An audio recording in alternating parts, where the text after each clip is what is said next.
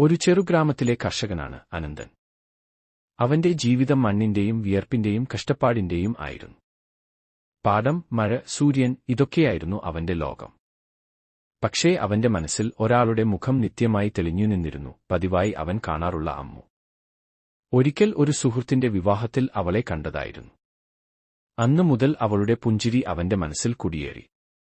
ആഴ്ച മുഴുവൻ പണിയെടുത്ത് ഞായറാഴ്ച വൈകിട്ട് അവളെ കാണാനും ഇഷ്ടം പറയാനും അവൻ തീരുമാനിച്ചു. ഞായറാഴ്ച വൈകുന്നേരം തൃശൂർ വടക്കുനാഥ ക്ഷേത്രം. ക്ഷേത്രത്തിന്റെ നട നിറഞ്ഞ തിരക്ക്.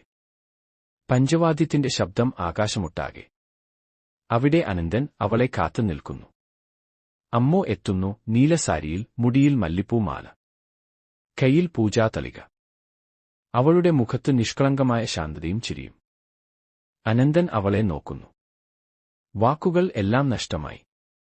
അവന്റെ കണ്ണുകൾ മാത്രം സംസാരിക്കുന്നു. അവൻ ഒന്നും പറയാതെ നിശബ്ദമായി തിരിഞ്ഞു പോകുന്നു. അസ്തമയത്തിന്റെ വെളിച്ചത്തിൽ അവന്റെ മുഖത്ത് ഒരു ചെറിയ പുഞ്ചിരി മാത്രം. ചില പ്രണയങ്ങൾ പറയാതെ തന്നെ മനസ്സിലാക്കാം.